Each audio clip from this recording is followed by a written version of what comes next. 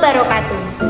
Pada video kali ini, saya akan mempresentasikan poster saya dengan tema Global Warming.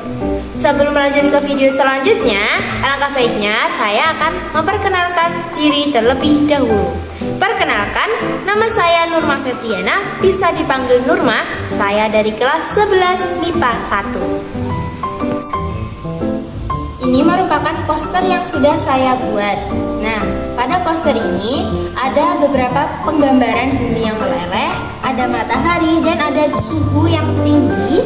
Dan di sini ada beberapa penggambaran adanya polusi-polusi dari berbagai pabrik-pabrik. Dan tentunya di sini ada beberapa penyebab, dampak dan juga solusi adanya global warming ini.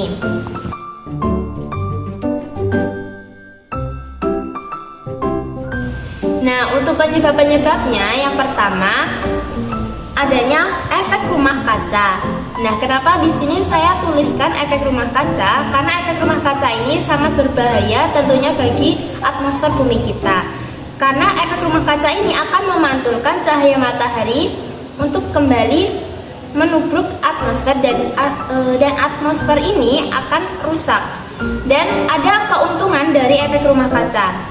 Adanya efek rumah kaca ini, bumi akan semakin menjadi lebih hangat dan tentunya jika tidak ada efek rumah kaca ini, bumi akan menjadi semakin dingin. 2. Perusakan hutan.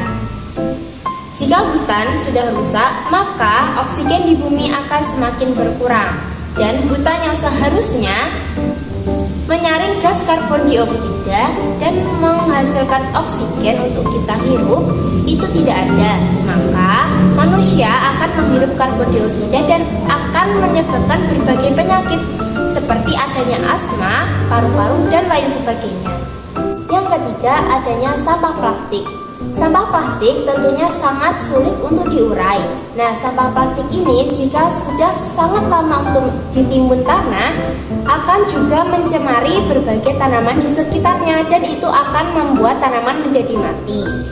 Sampah plastik ini sangatlah lama untuk terurai. Maka sampah plastik ini harus kita ubah menjadi berbagai barang-barang yang mungkin berguna untuk masyarakat. Nah, sampah plastik ini jika sudah menimbun akan menghasilkan berbagai bau yang sangat menyengat. Yang keempat, polusi udara. Polusi udara ini sering kita jumpai dimanapun kita berada.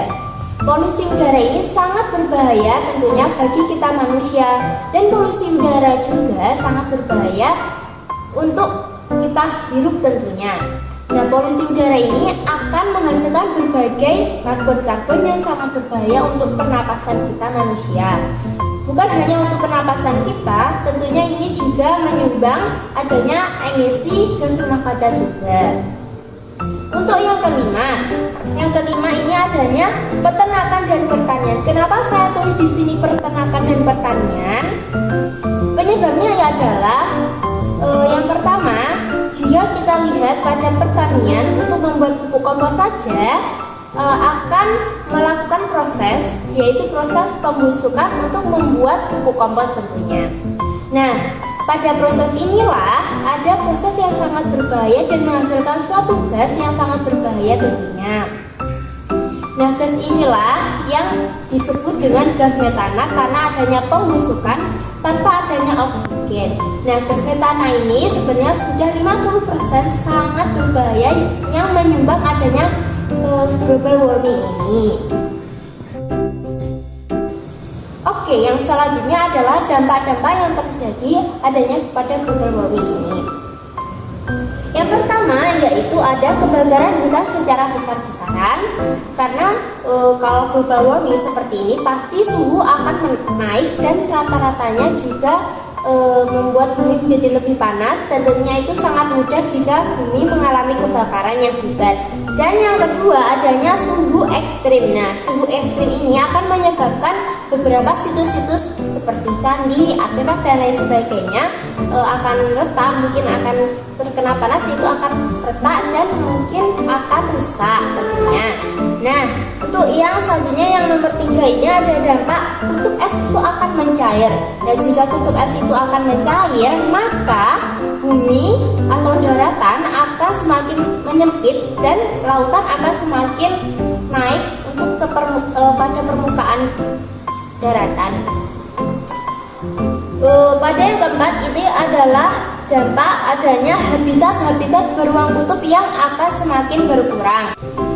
Nah, yang kelima adanya mewabahnya berbagai penyakit. Yang nomor 6 adanya rusaknya terumbu karang.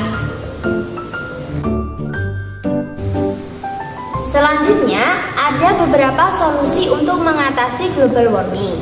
Yang pertama adalah melakukan reboisasi pada hutan-hutan yang gundul, rusak ataupun yang sudah habis terbakar. Yang kedua, menghemat energi.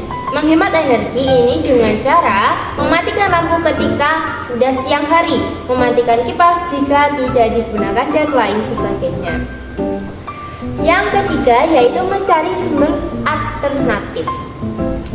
Untuk mencari sumber alternatif ini, kita harus bisa menggantikan seperti adanya bensin yang sekarang maraknya bensin yang sangat mahal tentunya. Kita bisa menggantikan alternatif ini dengan menggunakan biji jarak atau yang mungkin bisa digunakan untuk menjalankan alat transportasi. Sekian yang dapat saya sampaikan pada video kali ini. Semoga bermanfaat bagi teman-teman dan juga ibu bapak semuanya.